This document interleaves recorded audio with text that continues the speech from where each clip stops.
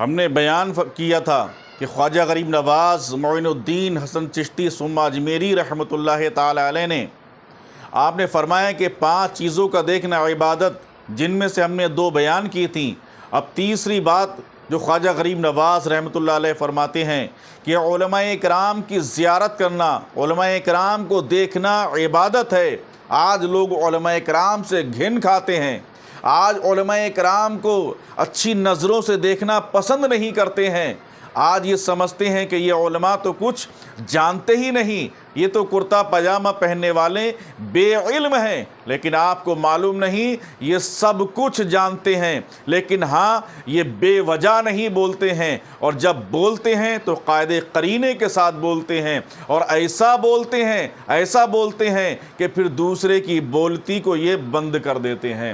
علماء کرام کی زیارت کرنا عبادت ہے، یہ کس نے فرمایا؟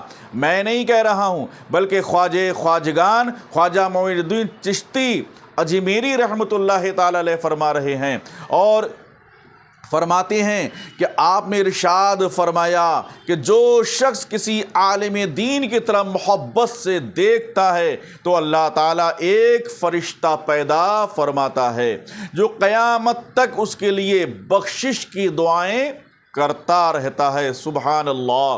اس کے بعد فرمایا کہ علماء کی طرف دیکھنا اور ان کا احترام کرنا بھی ایک عبادت ہے۔ جس شخص کے دل میں علماء و مشائخ کی محبت ہوتی ہے اسے 1000 سال کی عبادت کا ثواب ملتا ہے۔ یہ کون کہہ رہا ہے؟ یہ خواجہ غریب نواز رحمۃ اللہ تعالی علیہ فرما رہے ہیں۔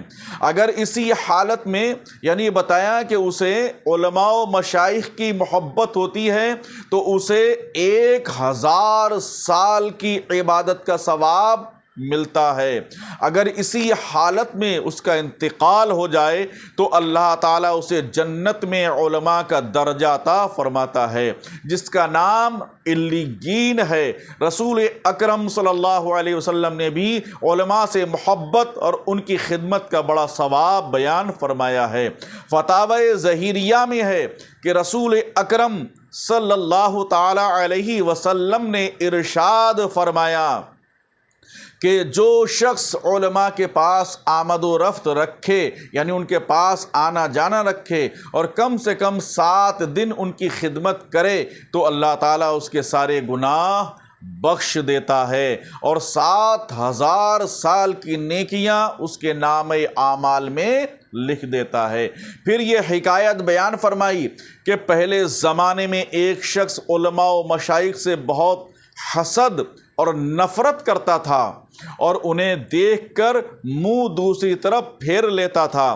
مرنے کے بعد اسے قبر میں اتارا گیا تو اس کا منہ قبلے سے پھر کر دوسری طرف ہو گیا۔ لوگوں نے ہر چند اس کا منہ قبلے کی طرف پھیرنے کی کوشش کی، لیکن ہر بار اس کا منہ دوسری طرف پھر جاتا تھا۔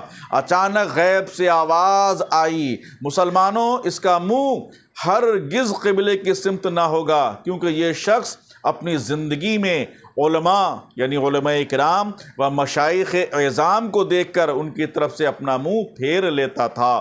جو شخص علماء و مشائخ سے منہ موڑتا ہے ہم اسے اپنی رحمت اور بخشش سے پھیر لیتے ہیں اور وہ راندے درگاہ ہو جاتا ہے اور وہ قیامت کے دن ریچھ کی شکل میں اٹھایا جائے گا۔ اللہ اکبر۔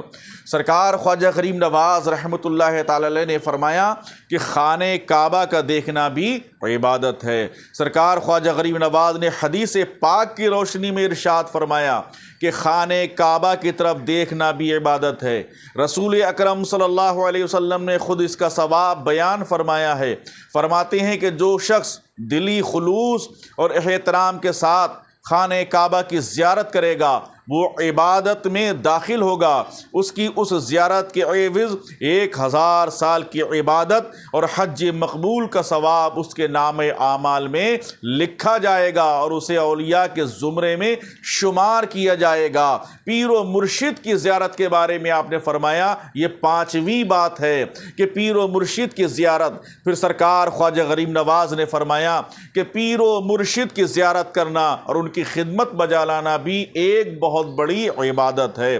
میں نے معرفت المریدین میں پڑھا ہے کہ حضرت خواجہ شیخ عثمان ہارونی رحمۃ اللہ تعالی علیہ فرماتے ہیں کہ جو شخص اپنے پیر کی خدمت دل و جان سے کرتا ہے، اللہ تعالیٰ اسے بغیر حساب کے جنت میں داخل کرے گا، اور اس کو موتیوں کے 1000 محل عطا کرے گا، اور 1000 سال کی عبادت کا ثواب اسے عطا کرے گا، اور 1000 حوریں اس کی خدمت پر معمور کی جائیں گی۔ پھر آپ نے حاضرین مجلس کو تلقین فرمائی کہ پیر کے ارشادات کو نہایت دھیان سے سننا چاہیے اور ان پر عمل کرنا چاہیے۔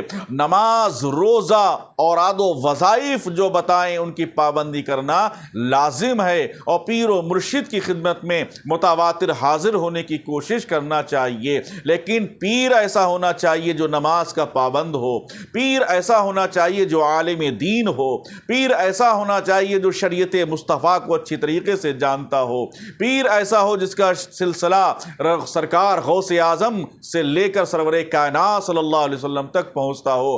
پیر ایسا نہ ہو کہ مریدوں سے یہ کہے کہ نماز تم بھی مت پڑھو، میں بھی نماز معاذ اللہ نہیں پڑھتا ہوں، ہم تو نماز بہت پڑھ چکے ہیں، پڑھنے کی ضرورت نہیں ہے۔ ایسے پیر کی ہمیں ضرورت نہیں ہے، بلکہ پیر ہو تو متقی ہو، پرہیزگار ہو، ایسا پیر ہو جس کو دیکھ کر اللہ و رسول کی یاد آ جائے۔ پھر فرمایا اس سلسلے بیان کے مناسبت سے یہ بیان فرمایا کہ ایک آپ نے حکایت بیان کی کہ ایک زاہد 100 برس تک خدا کی عبادت کرتے رہے، ان کو روزہ رکھنے اور رات کو نوافل پڑھتے اور ہر آنے جانے والے کو عبادت الہی بجا لانے کی تلقین و تاکید فرماتے۔ ان کے وصال کے بعد خواب میں لوگوں نے ان کو جنت میں دیکھ کر ان کا حال پوچھا، انہوں نے جواب دیا کہ میری رات دن کی عبادت جنت میں داخلے کے باعث نہیں ہوئی، بلکہ اللہ تعالیٰ نے مجھے اپنے پیر کی خدمت کی بدولت بخش دیا ہے۔ سبحان اللہ۔ فائدہ سنیے اس کا کیا ہے۔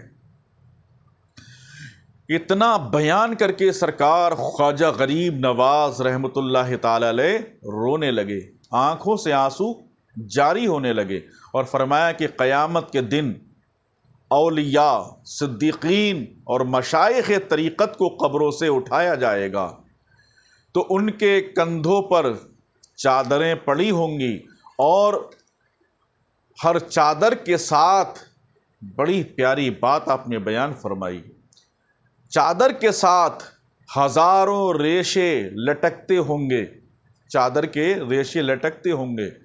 ان بزرگوں کے مرید اور عقیدت مندان ریشوں کو پکڑ کر لٹک جائیں گے، اور ان کے ساتھ پل صراط عبور کر کے بہشت میں داخل ہو جائیں گے۔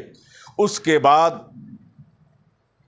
سرکار خواجہ غریب نواز نے تلاوت کلام پاک میں مشغول ہو گئے، اور جب تلاوت کلام پاک میں مشغول ہونے کے بعد پھر وہ مجلس برخاست ہو گئی، تو پتہ یہ لگا کہ نیک بنیے، اچھے بنیے، قرآن پاک کی تلاوت کیجئے۔